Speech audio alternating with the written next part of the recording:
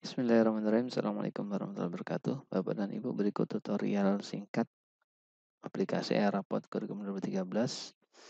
Ketika masuk ke halaman login page, maka masukkan NIP Bapak dan Ibu. Yang tidak memiliki NIP bisa menggunakan nama lengkap tanpa spasi diiringi dengan password 1-6. Lalu klik masuk. Ya, ketika berhasil masuk, tampilannya akan seperti ini. Jika kesulitan masuk, Bapak dan Ibu, ini contoh, saya ulang lagi, jika kesulitan masuk,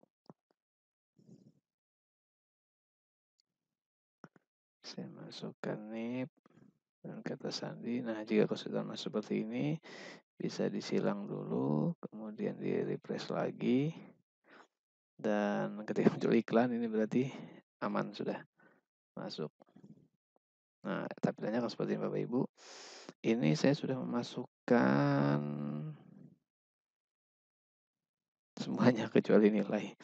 Jadi langkah awal pertama adalah kita lirik data kompetensi dasar. Ini kompetensi dasar yang ada dari kelas 7 sampai kelas 9 Bapak Ibu. Ada pengetahuan dan keterampilan. Nah, ini nanti di copy di mana Ibu mengajar, di mana Bapak Ibu mengajar kelas 7, ya di copy kelas 7. Ini nanti untuk memudahkan. Sebenarnya yang perlu di copy itu ini saja nih, ringkasan deskripsi.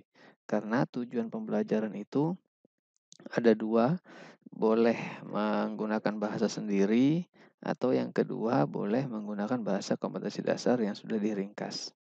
Jadi sudah dibuatin ini untuk yang kurikulum 2013. Kalau kurikulum merdeka ya harus buat sendiri. Nah, ini misalkan kelas 7 sampai kelas 9 ngajarnya di copy, nanti dipaste di Microsoft Word untuk memudahkan kerja berikutnya. Sama dengan data capaian akhir fase. Ini juga sama, kita memilih fase D karena fase A itu adalah untuk siswa SD kelas 1 dan 2. Fase D itu adalah kelas siswa SMP kelas 7, 8, dan 9. Jadi ini kita copy Bapak Ibu sampai di D. Tidak usah karena SMA. Ini di copy, kemudian paste juga di Microsoft Word, akan memudahkan kerja di berikutnya. Langkah utama adalah input tujuan pembelajaran. Ini sebenarnya sudah input semua tujuan pembelajaran Bapak Ibu nih. Nah, sudah saya input semua. Jadi misalnya saya mengajar lagi di satu kelas lagi, katakanlah kelas berapa ya, 9, 10 lah. Ini saya mau, karena saya mengajar 5 KD, maka saya akan menginput minimal 10 tujuan pembelajaran. Kenapa 10? Karena terdiri dari kompetensi pengetahuan dan keterampilan. Jadi ini tadi itu adalah ringkasan deskripsi. Yang ini tadi, misalnya ini pengetahuan. Ini saya copy. Kemudian saya paste di sini. Jadi tujuan pembelajarannya ini, menghubungkan sistem evolusi dengan penerapan pola hidup. Jika kurang, ini bisa diedit, tambahin. Jika tidak sesuai, boleh ditambah, boleh dirubah. Nah, begitu. Ini juga gitu. Ini di setting IPA, di copy, paste dari Microsoft Word yang kedua. Misalkan yang kedua. Ini di paste, taruh di sini. Nah, Bapak dan Ibu, di yang keempat ini saya tidak mengajarkan. Ini, jadi ini tidak usah di copy, diletakkan di sini tadi. Tujuan pembelajaran tidak usah. Jadi ini memang bawaan dari aplikasinya. Ini juga tidak saya ajarkan, jadi tidak saya masukkan.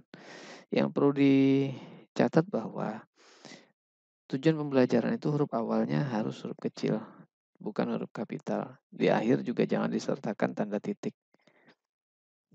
Tuh, Ibu, ini terus sampai ke bawah, diisi sejumlah tujuan pembelajarannya, lalu disimpan. Setelah disimpan, maka nanti akan tampil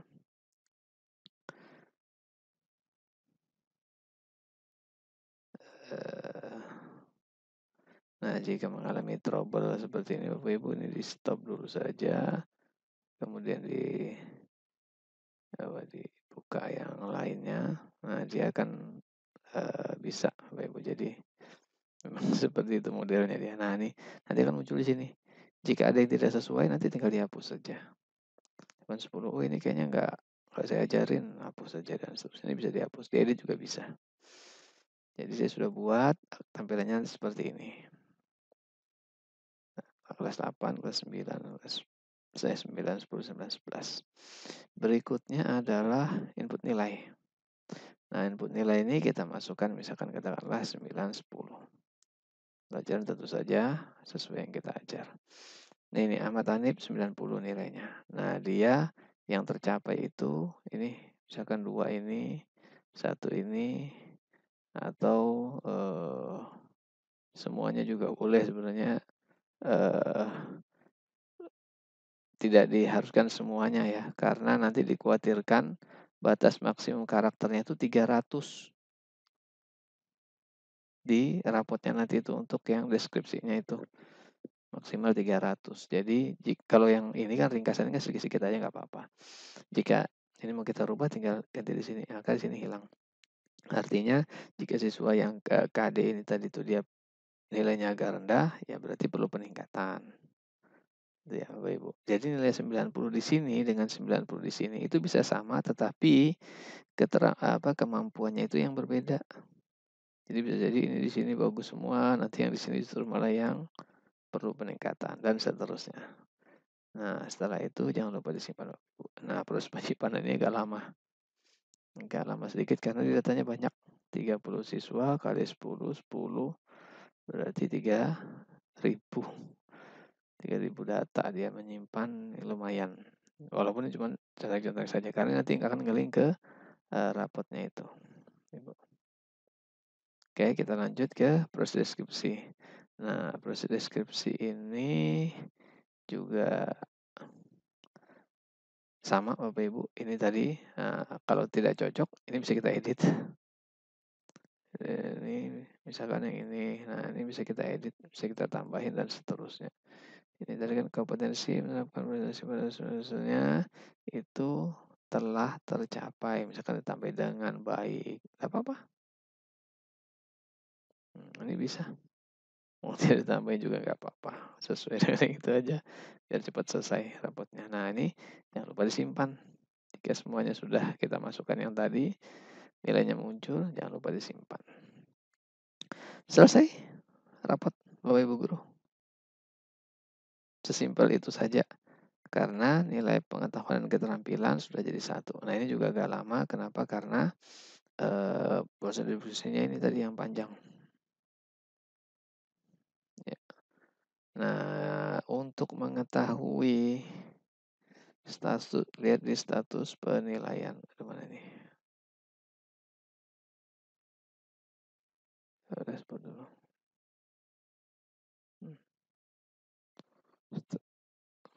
Nah, ini status penilaian. Di kelas, saya sebagai wali kelas tahu, oh sudah 2 siswa yang diinput. Nanti semua pelajaran juga demikian, ada nama gurunya. BK ada namanya tapi nggak ada nilainya. Terus untuk wali kelas itu ada tambahan input nilai. Ya sebenarnya ini guru ekstrakurikuler ya, pembina. Pembina ekskul ini kan sudah didata oleh Pak Rahman. Jadi pembina ekskul itu bisa memasukkan nilai ekskulnya. Ini sama seperti yang lalu Bapak Ibu. Jadi misalkan Sri Muhammad Rafli. Jadi di kelas 91 itu cuma ada Muhammad Rafli yang ikut ekskul futsal. Tinggal dikasih misalkan nilainya baik, ya sangat baik, apa deskripsinya. Dan seterusnya. Ini kelas berikutnya. Ibu. Ya. Kelas 7, 6, itu ada namanya. Tinggal tambah nilai, oh ternyata ada 5 orang yang ikut ekskul futsal dan seterusnya, Ibu. Ini untuk guru. Untuk wali kelas itu juga disediakan. Artinya jika gurunya itu lambat, wali kelas bisa bertindak. Jika pembinanya lambat, wali kelas bisa bertindak nih, tambah nilai ekskul. Adinda ikut 1 saja ekskul wajib pramuka saja. Adinda ada 2 ya, CCA, jagoan pramuka dan seterusnya. Ini ada yang banyak, ini dipastikan apakah sesuai atau tidak. Jadi di apa ya? dicocokkan dengan siswanya di kelas.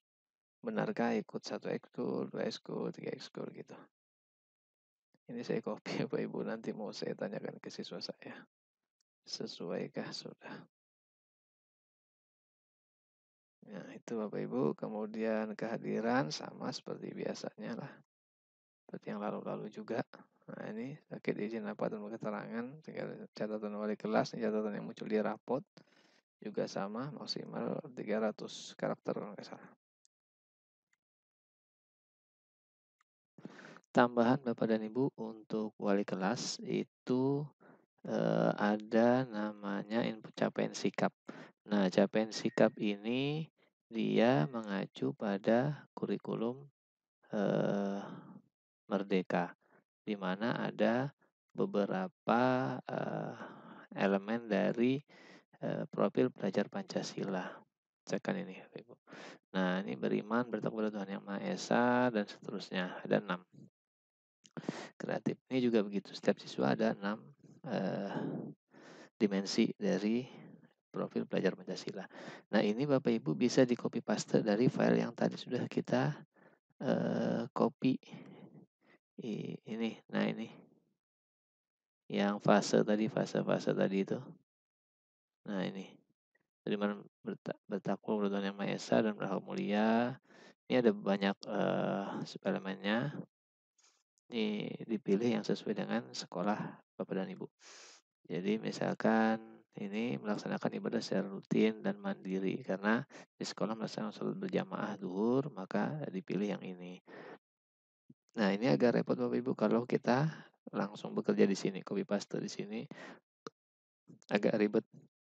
Jadi saran saya untuk sikap peserta didik ini kita import saja. Maka kita download format kosongnya. Nah, format kosongnya itu nanti tampilannya adalah dari file Excel ya. Itu tampilannya lebih familiar ini ya. Nah, ini. Jadi misalkan si Ade Naila tadi itu capaian sikapnya kita ambil dari sini tadi ya. Dari beriman bertakwa itu adalah melaksanakan ibadah secara rutin. Jadi copy, kemudian letakkan di Excelnya.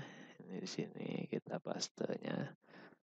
Kemudian yang berkebinekaan global, misalnya kita pilih yang sesuai dengan yang telah dilakukan di sekolah. Misalnya memahami pentingnya melestarikan budaya dan tradisi, karena di sekolah kan ada kegiatan menggunakan pakaian adat, kemarin hari pahlawan dan seterusnya jika ada monumen tertentu. Ini dipaste di sini. Nah, ini Bapak dan Ibu ini nanti di copy. Kan ada 6 nih, setiap siswa ada 6. Ini di copy saja, dipastekan ke semua siswa. Sampai sini, pastekan. Nah, sehingga pasti akan sama nanti itu. Kalau sudah terisi semua akan sama. Nah, dari sini nanti kita simpan, lalu unggah yang di sini. Nah, choose file seperti biasa. Kita upload nilai. Dari sini, upload, selesai. Maka nanti input capaian ini akan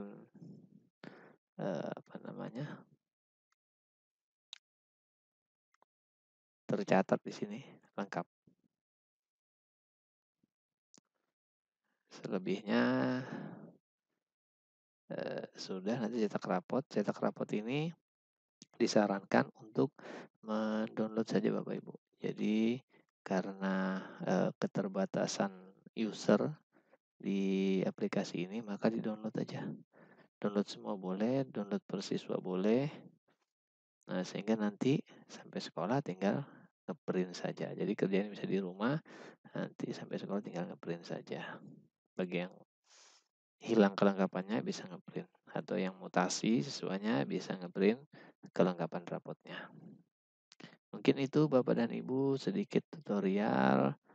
Mudah-mudahan bisa membantu, memudahkan Bapak dan Ibu guru dalam menyelesaikan tugas dan tanggung jawabnya menginput nilai di e-rapot kurikulum 2013. Terima kasih. Kurang dan lebihnya saya mohon maaf. Assalamualaikum warahmatullahi wabarakatuh.